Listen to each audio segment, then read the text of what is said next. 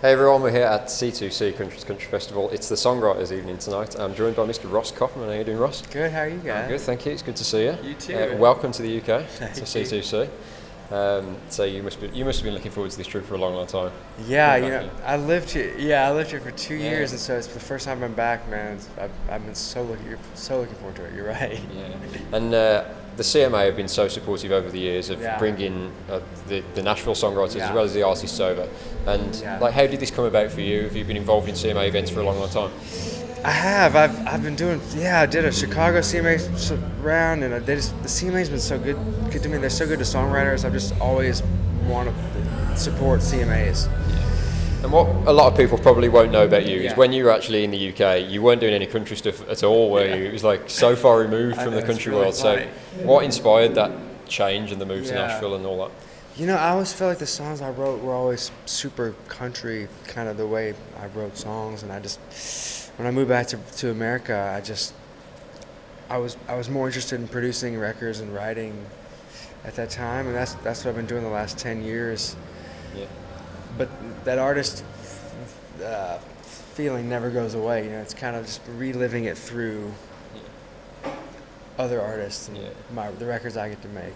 And a lot of the artists that are appearing on the main stage this weekend, you've had a lot to do with, particularly like sort of Brett and obviously John Yeah. Cougar for Keith. Yeah.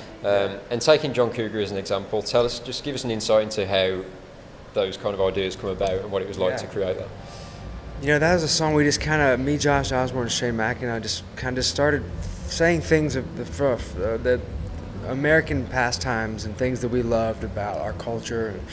And we stumbled into the idea of everything we learned in life was from these different people and things. And one of us was like, what about from John Cougar? And then I think Josh was like, and John Deere. And I was like, and what about John 316? Yeah. And then so we kind of like, wow, is that the title of the song? Or but that's too long. That can't be the title. And so we talked about having the title be a picture of 3 Porter Johns in a row. 3 Johns. I don't know. That was so Keith's cool. idea. That's so cool. I mean, a song like that and the hits you've had for Brett as well, Yeah. do you write with certain artists in mind or do you just write what you think is a good song? You know, I feel like I like to target it and write towards certain artists because then you can kind of channel. It's truthfully these days it's best to write it with the artist to say what they want to say, you know.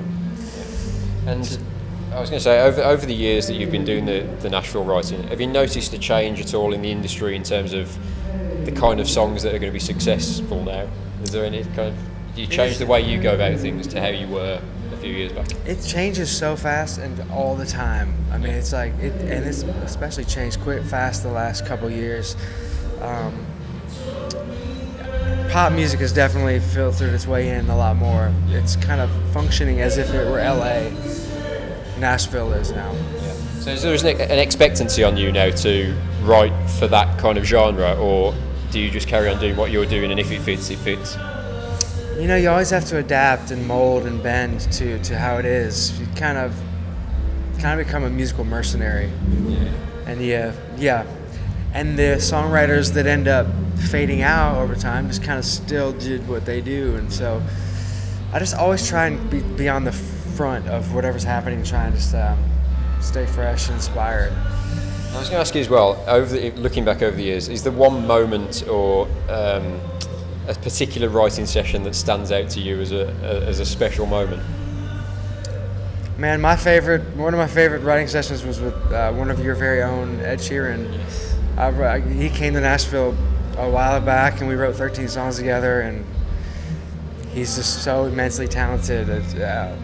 I filled up my inspiration tank for probably 5 years to come. Yeah. He loves his country music as well, doesn't he? He loves country Parallel music. Line and stuff. Yeah, I know. He likes his country. But, what can we expect from the show tonight? What you're planning to do? You're going to do any kind of stuff that the audience probably won't know, or are you going to do a load of hits that you can also Probably.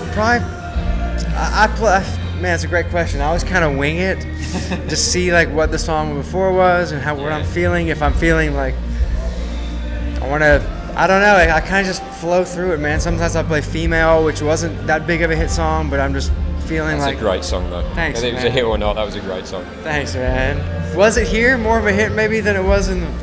I'm not Maybe sure for hardcore. how it did chart-wise in the UK, but it's just a great song. Thanks, man. I saw Keith last night, actually. He was, You did? he was at the O2 Forum. It was just an amazing show. But, Played last night. I wish I would have known. I would have gone to see it. it was amazing. But yeah, enjoy the show tonight, Ross. Thank you so I'll let you go much. because I know we're struck for Sorry, time. this was but- a tricky... Yeah, no worries.